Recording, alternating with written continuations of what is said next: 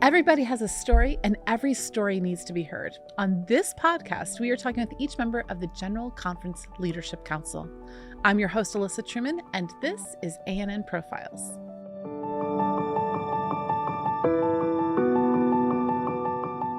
Today, I'm here with Busi Khumalo, who is the Director of Adventist Youth Ministries. Busi, thank you for taking the time to meet with us here today. I've been looking forward to this one. Okay. You came to the General Conference right after GC. Well, you were voted in at the latest GC session. Correct. But you didn't arrive here until when? We didn't arrive here with my wife until January 2023. Yeah. So to be precise, we started work here January 16, 2023. Yeah. So you're probably one of the shortest time period person that I have had on this podcast now. So I'm excited to have you. You work in maybe one of my favorite ministries. I always had a passion for youth and young adults. So I'm excited to talk with you and get to know a little bit about the man who is now serving in this role. So I like to always start off at the very beginning. So tell us a little bit about where you were born and who are your parents? Okay. Thanks a lot, Alisa, for having me. I appreciate this. I was born in Pretoria, South Africa. And my parents, their names were Daniel Khumalo and Teresa Khumalo. My father died in 1990, so my mother is still alive. So yeah, basically that's who I am in a nutshell. So how were you, since I don't know how old you are, and I'm not going to ask you your age, Okay. You were able to have a number of years with your father before he died. I spent quite a considerable time with my father. Although there's never the right time for your father or mother to die, it was untimely. I was in high school at the time, but I did spend quality time with my father, and I felt that he was a present father. Excellent. And I did miss that moment, and I still do. So your early childhood years, were you raised an Adventist? Yes. In an Adventist home? Yes, I was raised in an Adventist home. I'm a second generation Adventist from my father's side, and a third generation Adventist from my mother's side. Okay. Do you know how your parents came to know about the church? Yes, Or my father came to know about Adventism through a campaign that was conducted in Pretoria at the time, because he was a Baptist, a very staunch Baptist. My mother was already an Adventist, as I said. So when you're born into an Adventist home. Correct, yeah. In those early years of your childhood, do you have any memories that stand out? Do you remember any interactions at your church, or what are some special childhood memories that you have? My mother and my father, as I said, were ardent, faithful members of the Seventh-day Adventist Church, and now I have two other siblings, my two sisters. I'm in the middle. Oh, I'm a middle child of 3 too. Is it? See, now That's I know why I nice. like you even more. So, and I'm the only boy, And so my parents used to make sure that when we have our morning and evening worships, they would, require us to memorize Bible texts. And I wasn't fond of that, particularly. And my mother would, make sure that I memorize my verses. And, funny, I did not like it at the time, but later on, those very texts that I did not like, that I had to memorize, later on became like my compass. Whenever I recalled those texts, I would remember the things that my parents instilled in me. So those are fond memories that I have of my upbringing. And of course, in church also, I was a member of the MV, Missionary Volunteer, before the name was changed to Adventist Youth Ministries. And we were raised by God-fearing people, leaders of the church who loved us, who groomed us, and I'm what I am because of the church. So those are fond memories I have of how, I was raised by my parents and those who were leaders of the church at the time. Now, one thing that I'm kind of like learning is Mm-hmm. that just because we have an Adventist education system, it doesn't mean that people always have it locally. Were you Correct. able to go through an Adventist education system or? Yes. Okay, so all the way from childhood on up? No, from secondary. Okay. Yeah. Elementary school, I did it in Pretoria in a public school. But from secondary schooling all the way up to university, I went to different Adventist schools. Yeah. So when you went to primary school, Mm-hmm. were there any challenges that you faced being an Adventist? Things that you saw that were different? Any nuances Sure. that being an Adventist brought up for you? Yeah, yes, there were differences. When you are raised as an Adventist, there are certain things and principles and teachings that your parents instill in you, which the ordinary child does not get to be exposed to. And the language, of course, there was a lot of swearing, foul language, and all that. And I used to wonder why. But then I later on appreciated the fact that it's because their parents probably did not know anything better, and that's what they then transferred and transmitted to them. So there were differences, but I had good friends, in primary, and some of them later on I conducted Bible studies with, so it was good, but at the same time it was a culture shock to discover that yes, there are differences. Were there any challenges that you had at, like, with events being held on Sabbaths or those kind of things? Like, I know I've talked to some people where their tests were on Sabbaths and sports were. Did you ever run into any of those issues, or There were not really times. for you? Well, there were times when our schools, when I was in elementary or primary school, that there was a requirement for kids to go to sports on Sabbath, to attend to sporting activities on Sabbath, or attend classes on Sabbath. But I mean, this was primary school, so it was not so much enforced and it was not so much strict. But yes, but my father used to go to school and explain to the principal and the teachers that my child will not attend any activities on Sabbath. So I never had to deal with that myself, Okay. Yeah. So then you go to secondary school. Where do you go to secondary school at? I went to a school far from home. I had to travel about 3 days. Back then, we used the train to travel. So we didn't fly. And so I traveled 3 days to that school. It was an Adventist school. It's still there. The name is quite tricky. Kancele. Oh, say that again. Kancele. Oh, that's fun. I'm Yeah. not going to try it, though. Yeah, you'll mutilate your tongue. I will, and I will be embarrassed. Yeah, it was Kancele Secondary School, and it was a good school. But back then, I must be honest with you, Alisa, I felt like it was Siberia. I was banished to the island of Patmos because it was far from home, and the weather was fierce, severe in winter. And back then, Is this still in South Africa? in South Africa, but in another province, more than 1,200 kilometers in miles. I don't know how far that would be.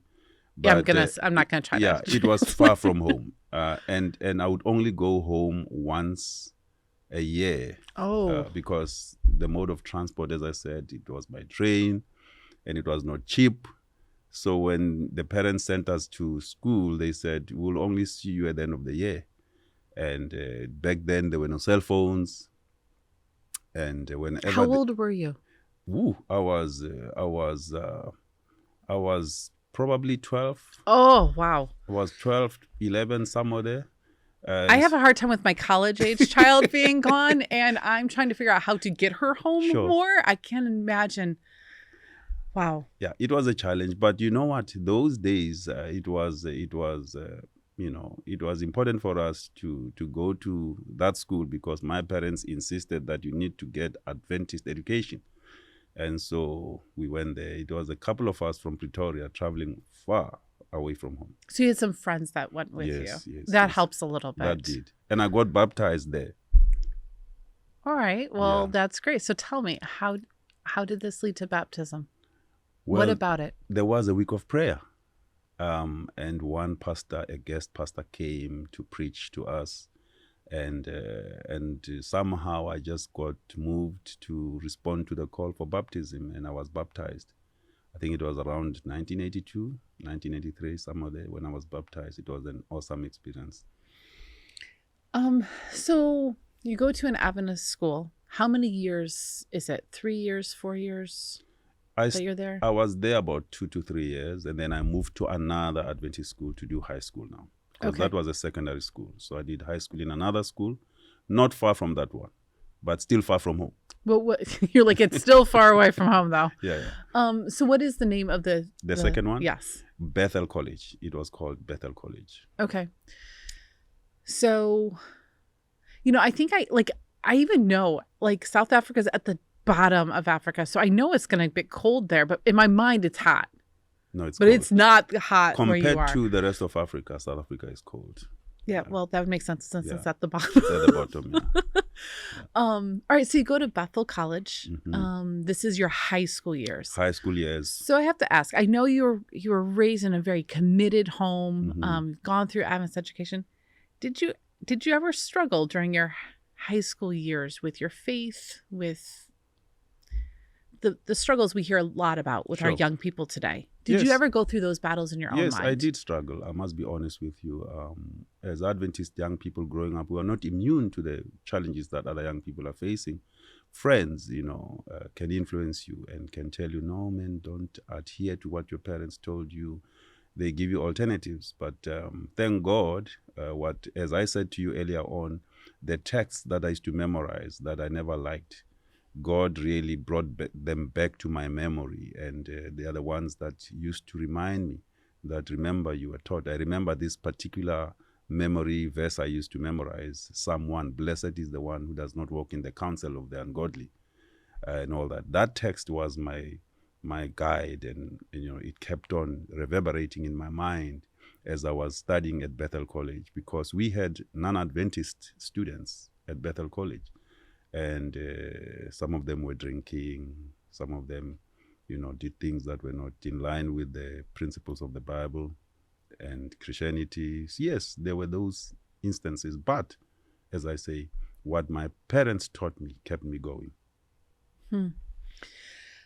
I remember all those. I remember also memorizing a lot of Bible verses. And it's interesting because I had the very same experience where there was pivotal moments in my life where it's like this Bible verse just kind of comes to me. Correct. And it's like at the right time, you needed the right moment, it gives me that hope to know that, okay, I'm not alone. God is with me in this moment. And I feel like we've kind of moved away from the memorizing of scripture, especially with our young people. Like I remember we used to put little stars on like things in Sabbath school, and it was a very important part of our Pathfinder experience when I was growing up. And it seems like there's been a little bit of a shift away from that hiding God's word in our hearts. And I appreciate you sharing how important that was to you. And I hope it encourages others that persevere with it. Even if our kids don't like it, it's someday, just like you and I, we'll be very blessed because we did have that in our hearts. And sorry to interrupt, Alisa, but it's because of that even when I was serving as youth director at the union, at the division, I used to say to my colleagues who are, youth directors, I used to say to them, we have so many handbooks in youth ministries, but let's remind our young people and let's make them aware of the fact that there is still this number one textbook, the Bible. Amen. And they need to know their Bibles. Before they know the Pathfinder administrative manual, before they know what the progressive classes, are all about, they need to know their Bibles. And I still believe in that, even here, as I serve as the director of the General Conference. That makes me even happier to know you're the youth director of the General Conference, because I love it. We need to point people back to the Word of God. Correct. So after, you're kind of wrapping up your high school years, that means college is coming. Yeah. Do you know what you want to do? Yes, I knew. What did you want to do? From childhood, I knew. I knew from childhood that I have to be a pastor later on in life. Really? Yes. You always knew? I always knew. When do you think you first felt that? I don't remember the age, but I know that from the time I was small, when people ask me, what would you like to be in life? What would be your career path? I would tell them, I want to be a pastor.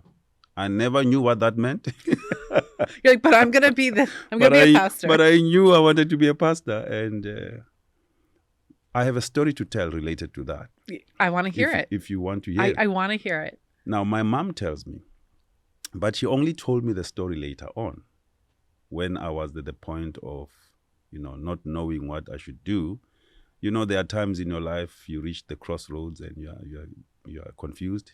That's the only time. I do know those times. Yeah, that's the only time my mother sat me down and said, Busi, you remember when you were growing up, you told us as your parents that you want to be a pastor, so stick to that. And then she told me her story.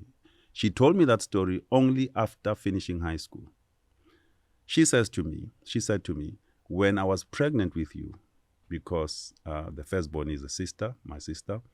So when she was pregnant with me, she says she made a pledge to God that if it is a boy, she would like this child to serve the Lord, to be a pastor.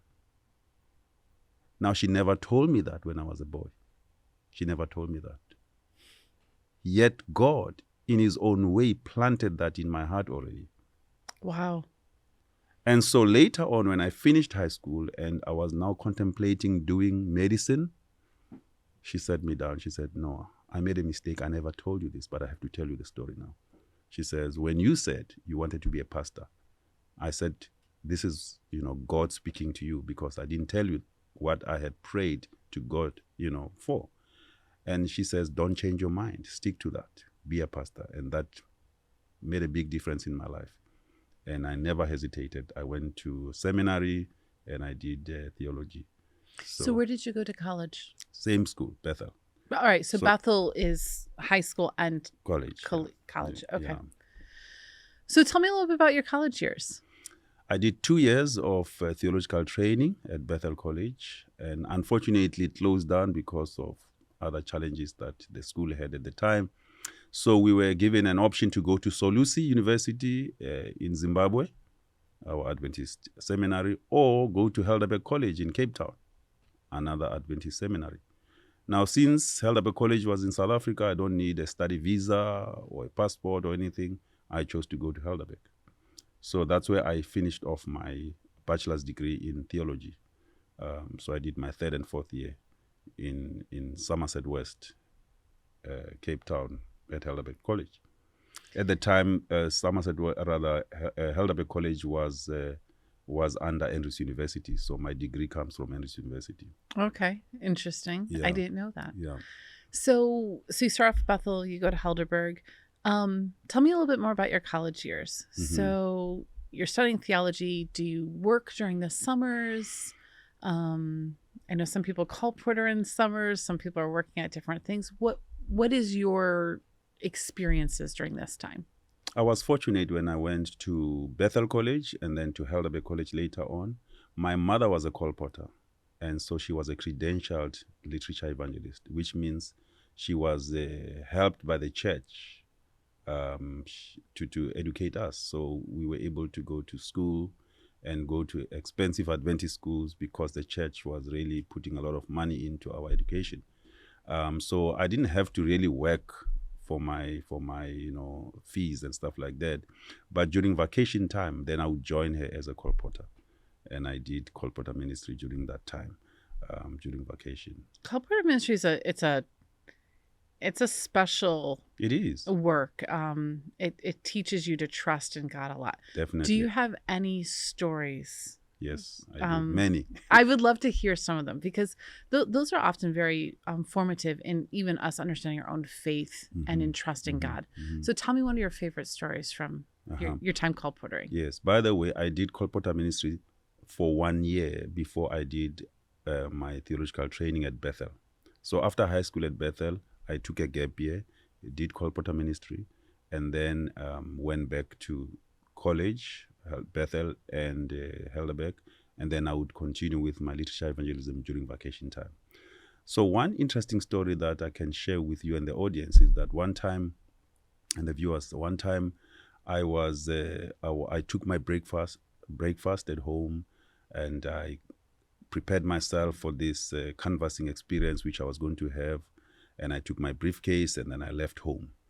And before leaving, my mother prayed with me. And this was going to be the first time that I would have to go without her, because all along I would go with her. She would accompany me and she would be the one starting the conversation with the people to sell books and stuff like that. But this time I was going to be alone. It was my maiden literature evangelism work. And so I went into this house and I found this old lady. And I sat down with her and I could tell that this lady is poor. As I was entering the house, I began to wonder, what am I expecting? To sell a book to a poor person? How will she afford the books that I'm carrying? I don't think she will afford, but I still felt impressed to get in there and speak to her. So I sat down, I prayed with her, and I started showing her the books that I had. The one book which I showed her and she had interest in, the name of the book was God's Answers to Men's Questions. Mm-hmm. Powerful book at the time. I don't know whether they are still producing it. God's Answers to Men's Questions. Is it the one where it's kind of like different? It's kind of goes through our beliefs a little bit. Yes, Correct. I actually sold it myself. So correct. You did? Yes, I was a colporteur for 7 years. Oh, so. Yeah, nice. A powerful book. Yes. So I showed her that book. I showed her medical books. I showed her other books. But her interest was in that book, God's Answers to Men's Questions. And then I said to her, then she asked, how much is it? So I told her. And she said, okay, I don't have the money now, but I want that book. Now remember, I was not working. I got impressed, Alisa, that I should help her to buy that book. So I contributed from my own pocket. I gave her the deposit to purchase that book, and I left the book with her, with the understanding that later on I would come back and collect the balance. So I gave her the money. I showed her the money. I said, this is the money that I'm contributing for you to buy the book. And she was very much appreciative of that. And so I left the book with her, took her name and the address so that at the end of the month I could come back and collect the balance. At the end of the month I came back. When I came back, I met a lady I had not met before in the same house. It was a younger lady. So she said to me, who are you? So I explained. I said, I came here a month before and I met this lady and I told her what happened. And she says, okay, you are the one who sold a book to my mother. I said, yes. I said, where is she? She said, she died. Oh, wow. She said, she died. I said, she died? She said, yes. My heart was sore because we had that connection with that lady. But I must also confess that I was concerned about the money, the balance of the money, because I also contributed. So I thought at least the balance will help, because I was a student and all that. But more than the money, I was concerned and I wondered whether she had had the time to read the book. So I asked the lady, can you recall if your mother, read the book? Where is the book?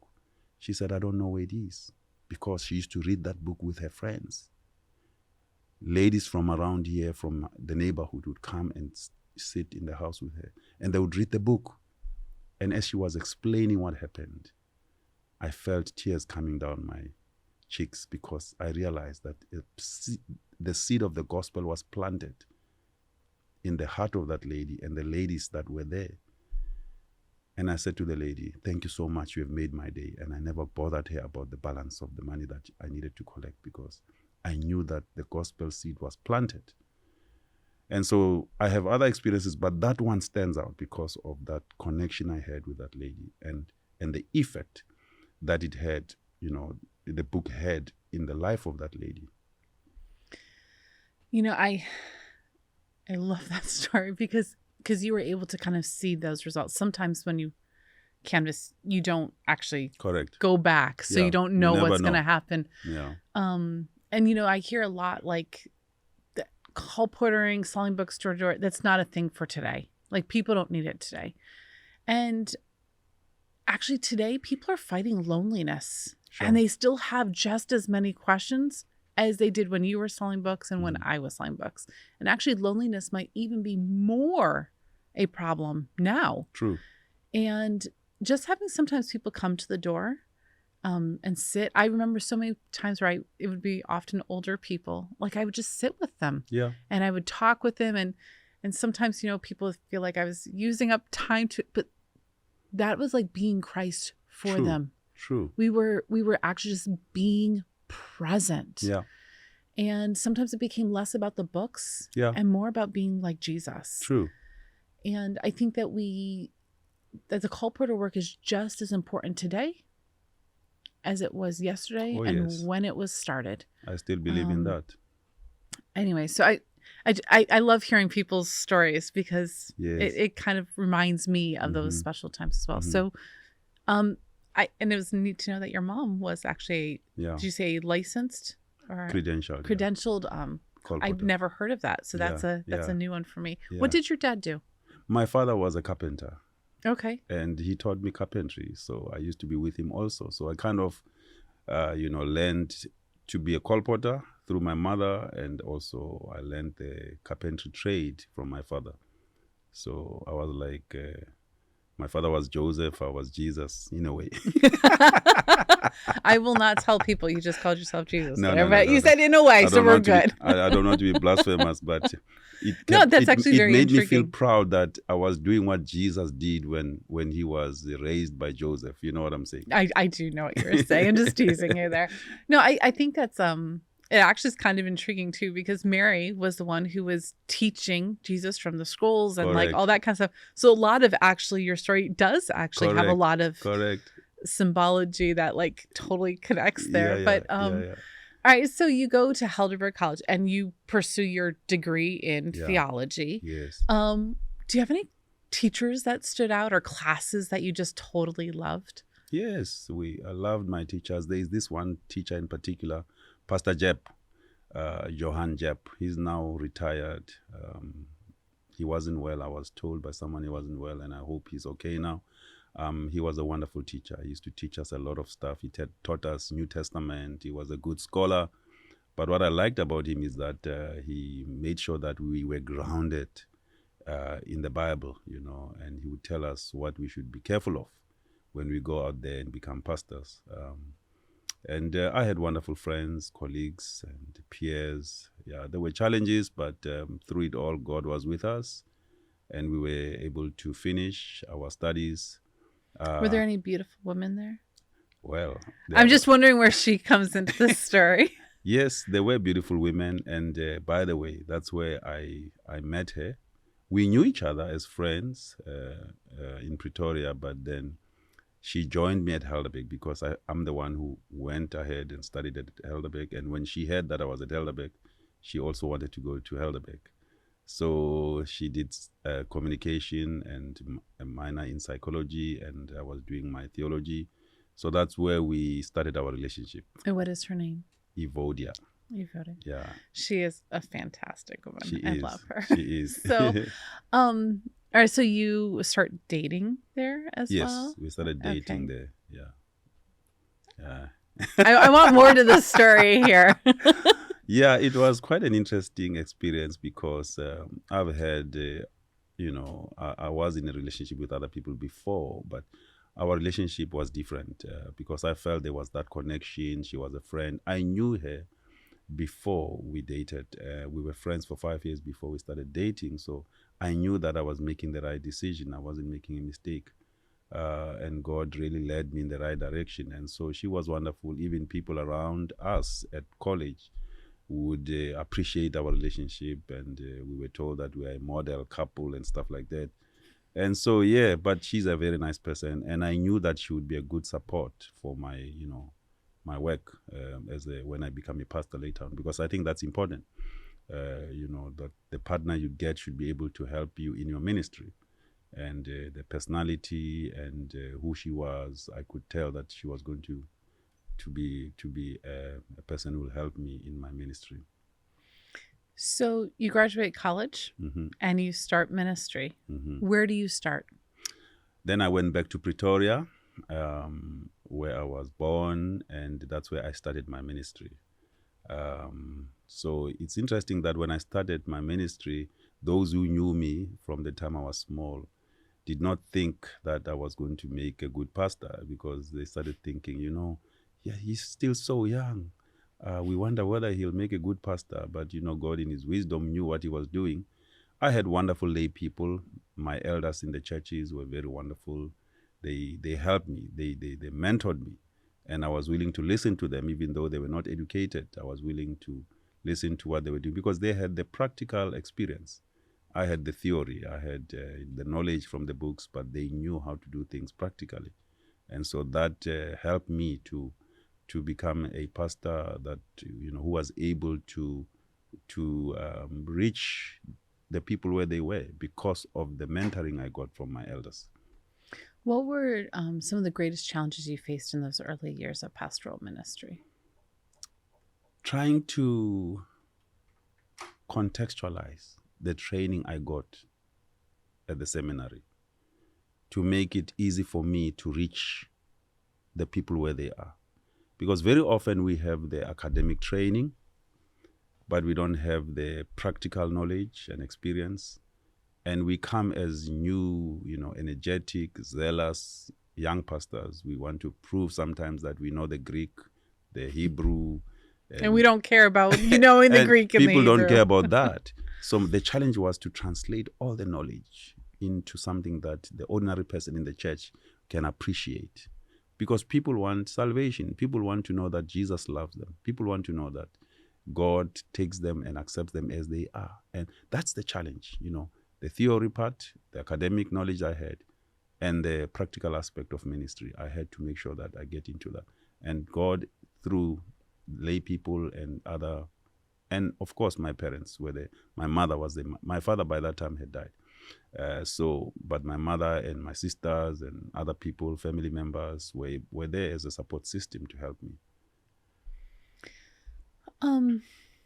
Let's talk a little bit about your father's death. How did that impact you? Because you were in, did you say college? I was at Bethel College. I was still in high school, towards the end of my high school years. Yeah. As somebody, because you're far away, because Bethel College, as you said, was very far away. Yeah. And it wasn't like you could just jump on an airplane and be there. Mm-hmm. Tell us a little bit about how that impacted you as a young man. It was not easy. I felt that he died at the time I needed him the most. So what happened is I got a message. There were no cell phones back then. So the school business manager came to me and said, Busi, we've just heard that your father is not well. But the school is arranging something for you so that you can go home and meet him and see him. So when he said that, I realized that he is pretty much serious. So when I left home in January, he was okay. I did not get the sense that he was not well. And that was in late May when the school business manager told me that my father is not well and they need to, get me a ticket to go back home. So I was puzzled. I was still trying to understand what happened between January and now. And so they eventually bought a ticket for me to fly. So I flew. In the plane, as I was going home, my mind was just wondering what to expect, because I was told by my mother through a letter that my father had cancer of the liver. And so that was a scary moment for me because I knew cancer is not curable. But then I never knew that. And my father never showed signs of him having cancer before I left home in January. So I was scared and I did not know what to expect. So eventually I arrived, and when I got to the hospital, I realized he's really, really in a bad shape. The stomach had already bulged and he was not eating, he lost weight. So it was a very sad experience for me.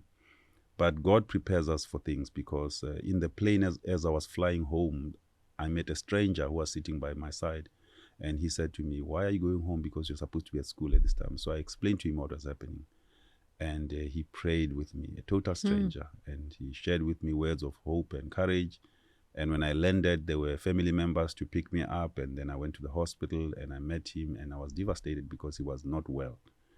But he could still talk. He could still recognize me. And we had good times together. So, yeah.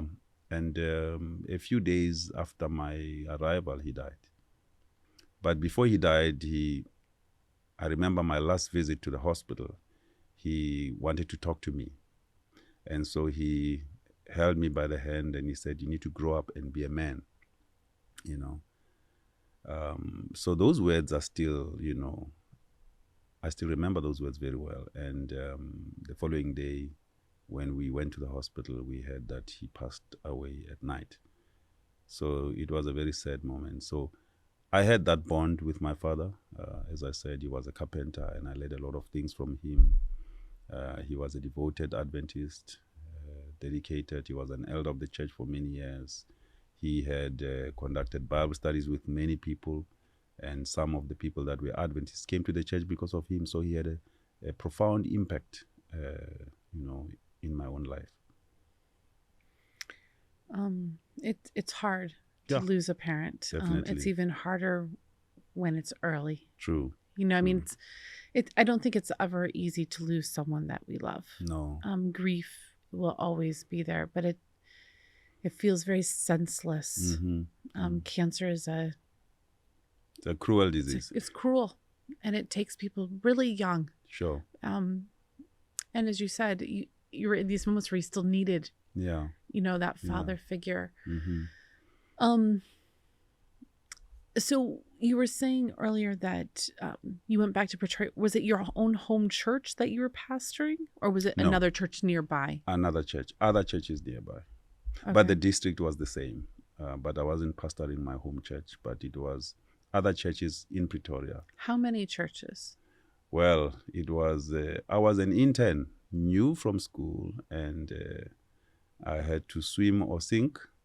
I had a supervisor or mentor who was far from me, who was supposed to help me to adjust well into ministry, but I had to discover things by myself because he was physically far from me. And so I had to pastor about 7 or 8 churches as an intern. No, all right. Let's talk about this and companies, by the way. I'm not counting the companies, but 7 churches. Okay, we're gonna explore this a little bit more here. So, because I'm from America, I've grown up here. You don't know what that means. I don't. So normally somebody graduates and you get a pastorate. So you maybe get 2 or 3 churches, maybe a single church district, whatever. But what's the difference between being an intern and a pastor? As an intern, you have to be supervised by someone who's experienced.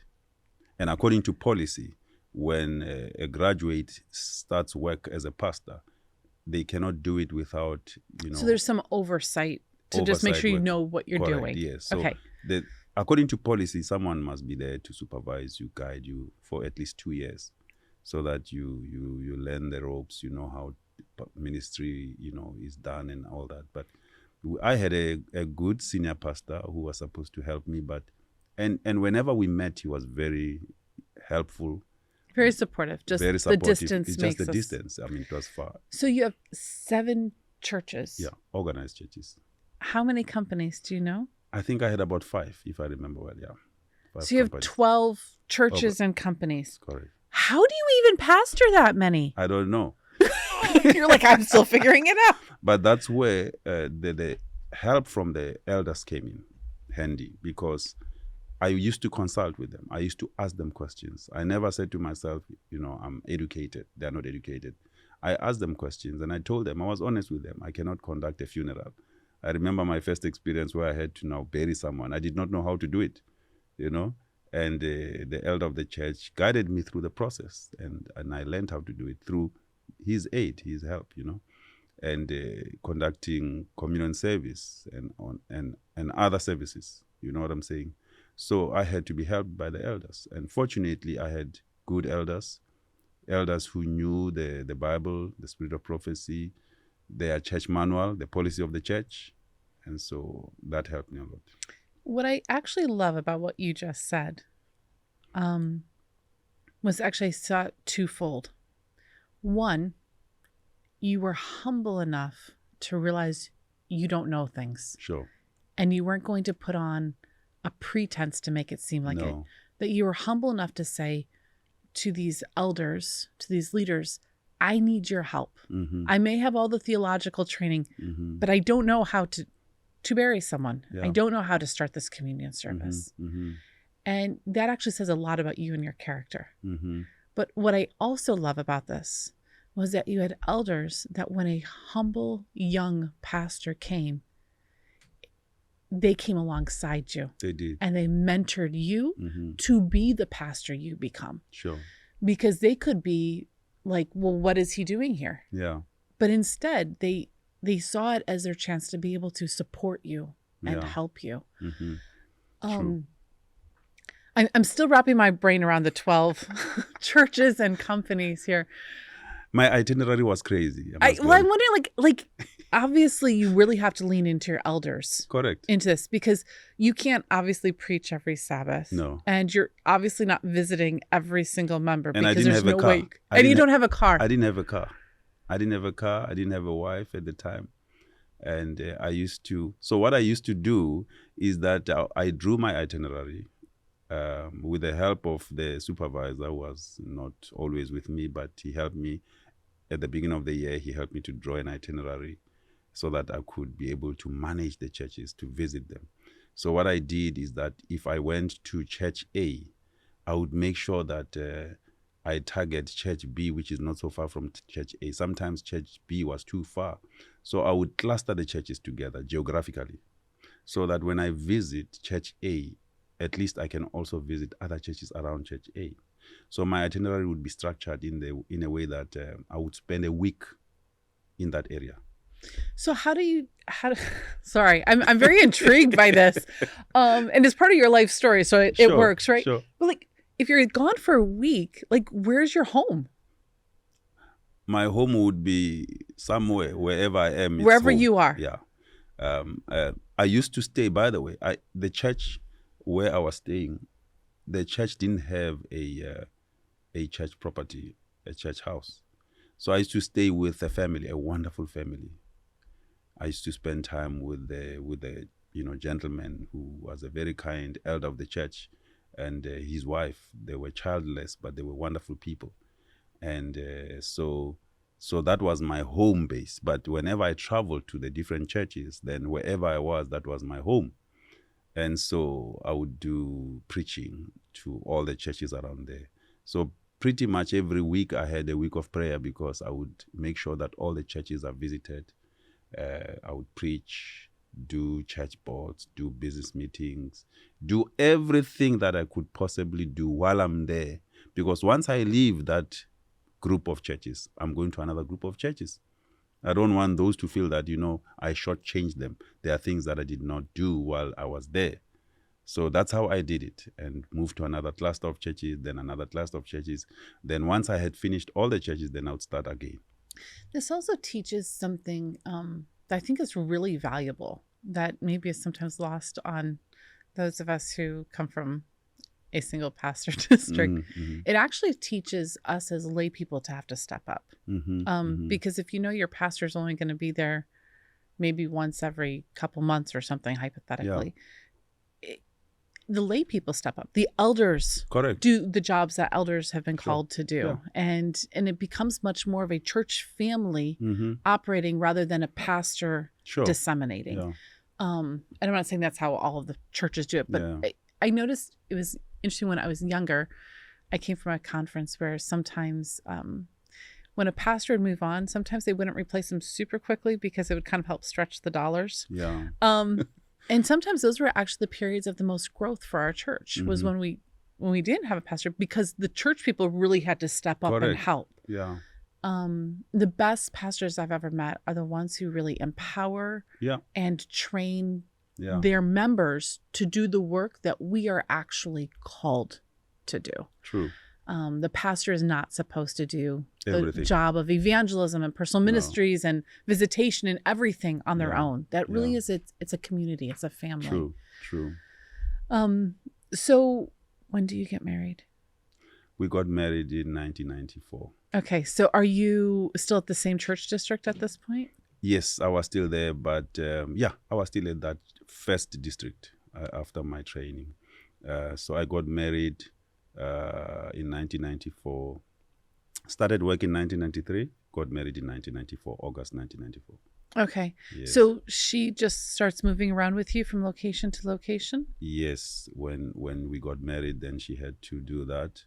But sometimes she couldn't because of limitations. I earned very little, and There was no spouse travel. No spousal travel benefits. No. So no car. How are you doing this without a car? Yeah. This is just like, wow. Yeah. I'm impressed. Actually, the more I talk to you, the more I'm just like, wow, this man, yes. The Lord provided. I got a car that year when we got married.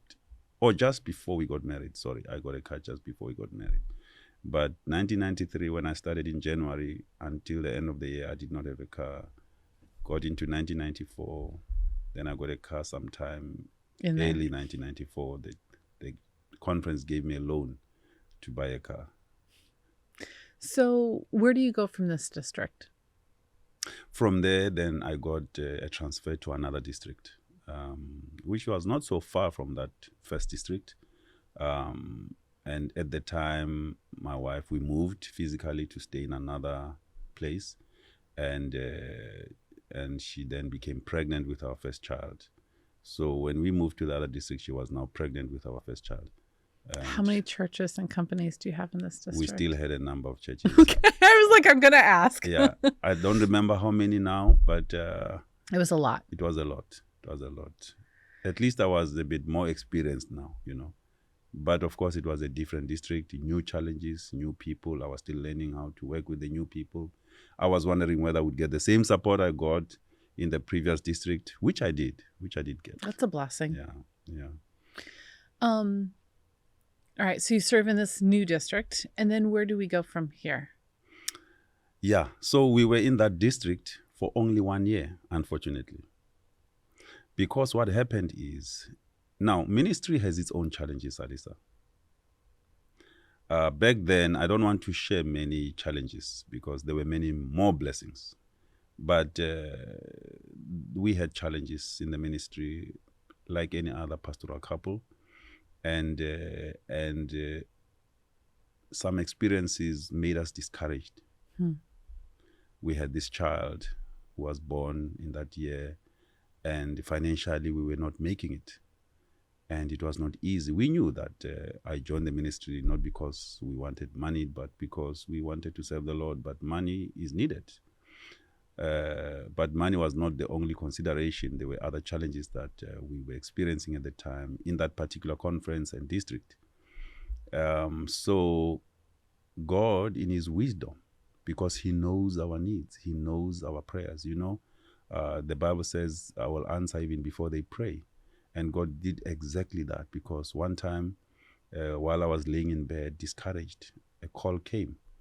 And the conference president told me that he had received a call for me to join another conference in South Africa. It is not common.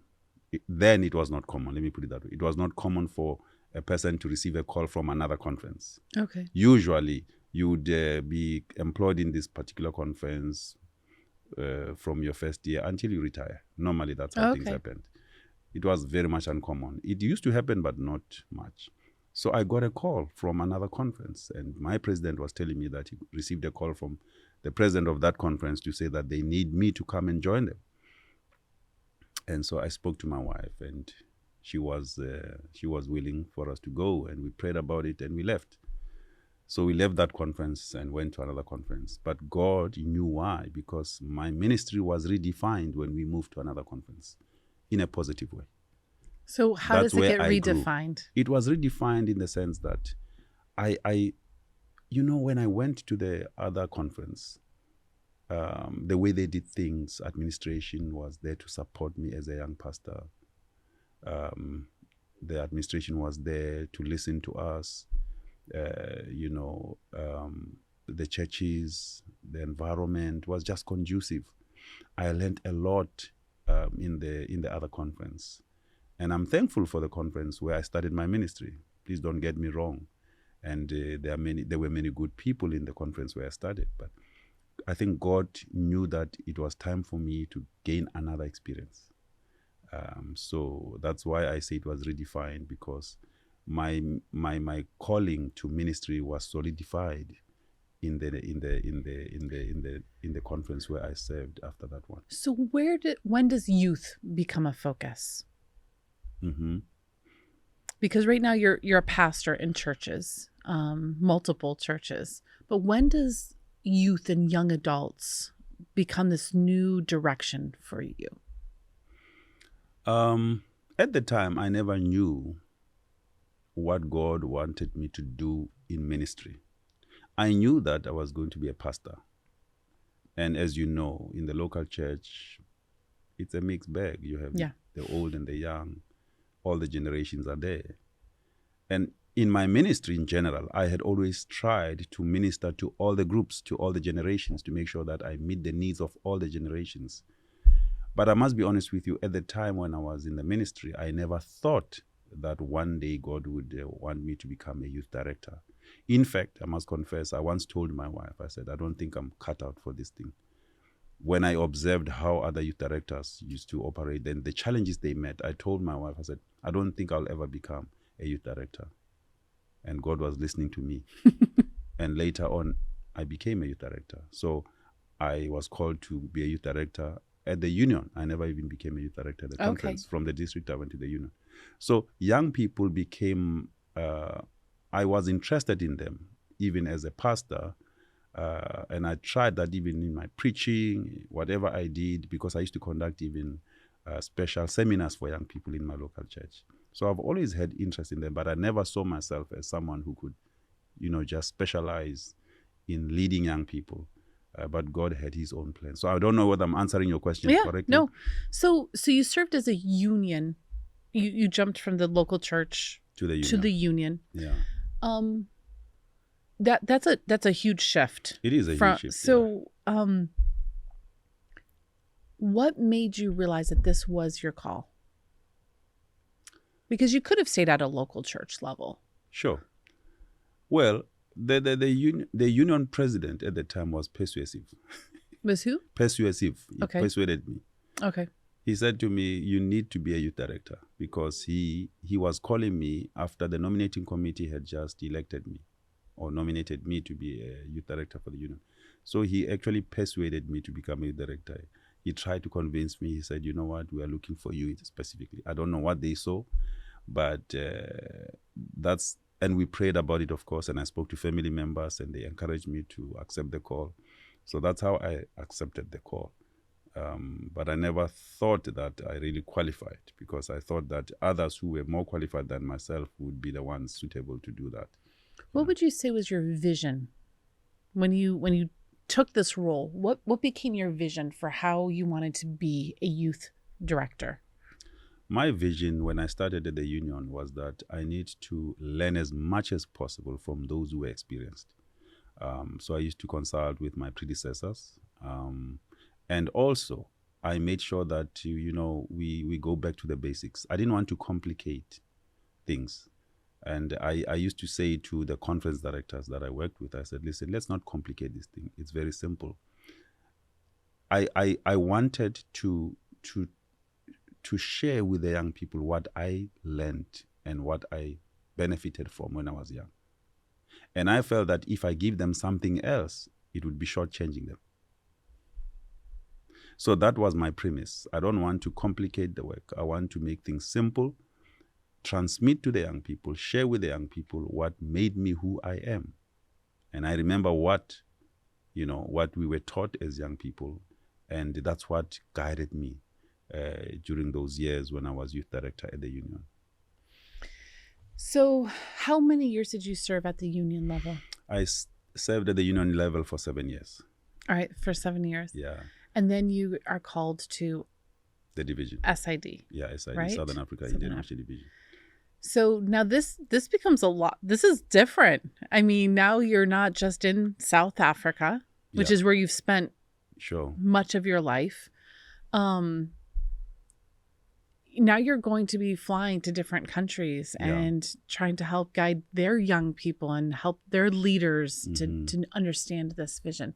Does this change how you start to solidify like your thoughts and stuff? Or do you kind of change the direction your vision goes with young people? Or does this really just it's got to be simple and it just kind of stays at that basic premise? My premise, Alisa, was that I need to be consistent. You cannot change a winning formula, I felt that, what God had, blessed me with when I was serving as Union Youth Director, I need to continue with that. But of course, at a much more, bigger scale than what I was doing at the Union. And I was able to work, to canvass the support of the conference, or rather the Union directors, share with them my vision, what I would like to see happening at the division, and fortunately I got the support. So I pretty much carried on with what I started at the Union, and that is to make sure that our young people, have a connection with Jesus, and they are disciples of Jesus, and they participate in the mission of the church. And I made sure that we have progressive classes happening in the different conferences and the unions of the division, because as you know, progressive classes, the Pathfinder Club, Adventurer Club, all those classes have contributed and still contribute to making our young people, spiritually strong, because through those classes they get the skills, the training, and everything. So it was a continuation of that, but with different nuances. So Busi, you've lived in Africa. Is it all your life? All my life. Okay. You because even the division headquarters are there. In your Pretoria, union yes. headquarters are there.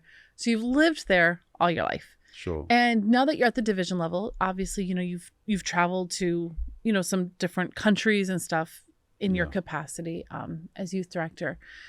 So the General Conference session of 2022, 2023. Yeah, I have to remember what year it is. It's 22. Yes. Okay. So it happens, and Gary Blanchard has been serving. Sure. And he has announced that he's stepping down. He's taking a call to be a conference president. Did you envision that this call was going to come to you? No, not at all. Tell me about the call. When you hear your name and someone comes and must talk to you about this, tell me what's going on in Busi's head at this time. I was a member of the nominating committee at the General Conference session. And it was my first time to become a nominating committee member. So I accepted to become a nominating committee member because the SID asked me with others to represent them in the nominating committee of the GC. So for me, it was going to be a learning experience, and looked forward to it. Okay. So I sat in the nominating committee, other nominations happened, and then when the youth director was going to be nominated, Elder Wilson stood there and mentioned that they would like me to be the youth director of the GC. I was stunned because you had no idea. I had no idea. No one spoke to me about it. No one I'm honest when I say no one hinted to me prior to GC session to say. How did you feel when you heard that? I don't even know how to describe my feelings because it was a shock, a serious shock. I was sitting in front, the front row. I was sitting in the front row, and I was sitting with some of the colleagues from SID. They then described to me how I looked like. I want to hear this description. Give me the description. So this one president, because I was sitting with two presidents, the one president says, when your name was called, we looked at you and we could tell that you are confused. You don't know what's happening. You are shocked, confused, and you don't know. You are in a state of daze, It's like you're dreaming. And I said, that's exactly how I felt, because I did not know that this was going to happen. And when your name is mentioned and now there's going to be a discussion about the name, it's nerve-wracking. You step out, though, while they're discussing.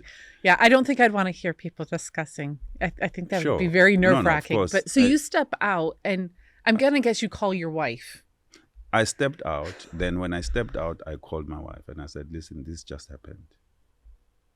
She was in the hotel room at the time because she had to do something. She was not on the session floor. And so she was shocked, just as much as I was shocked. And we prayed together, and I was standing there. And I stood there for almost an hour.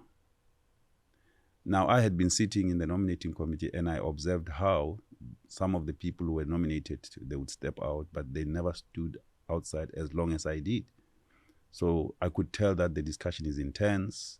But at the same time, I was praying. I said, Lord, let it be intense so that the right person should be chosen. Because really, to be honest with you, I was not ambitious about it. I did not want to do it, but I was depending on God's guidance. I said, God, if it is your will, then it's fine. So while I was standing there, I was hoping that my name does not become successful and someone else is chosen. You know, to be honest, that's how I felt, because I know that there are capable leaders around the world. The team of division directors that, you know, are available. They're pretty amazing. They're pretty amazing. So I knew that any one of them qualified, but I disqualified myself. You're like, everyone's amazing, but me. So that's how I felt. And eventually they asked me to come in. And the rest is history. Literally at this point. Yeah. Well, I'm glad that they called you. Thank you. Something that I've learned about you, you seem to be someone who's always wanting to learn. Sure. I mean, even when you said you went into the nominating committee, you said, and I get to learn, you know, I was going to learn. You seem like this person who's this perpetual student. Yeah. You always want to learn. You want to, but you also want to mentor and share. But you want it to be simple. Sure. You're not complicating things. You want to bring people back to the basics. Yeah. And I appreciate that, because I think that's actually what our young people need today. They don't need another program. They don't need, they need simple, authentic faith reinforced. So I'm grateful that God has selected you for this time. I do not doubt that he has called you. And I know, you know, because you're kind of coming in at this like weird, it was like a weird GC session year, because it's really only just like a 2.5, 3 year term kind of a thing. Sure. I look forward to seeing how you shift and how you take all those experiences that God has gifted you with, and how you help the World Church family. Whether somebody in China or somebody in Michigan or somebody in South America or wherever it may be, that all those experiences that God has gifted you with, why he picked you for this time in our church's history to serve. I don't believe it's by accident. And I look forward to seeing how you sense the Spirit in your life, and you're able to share that vision with the world.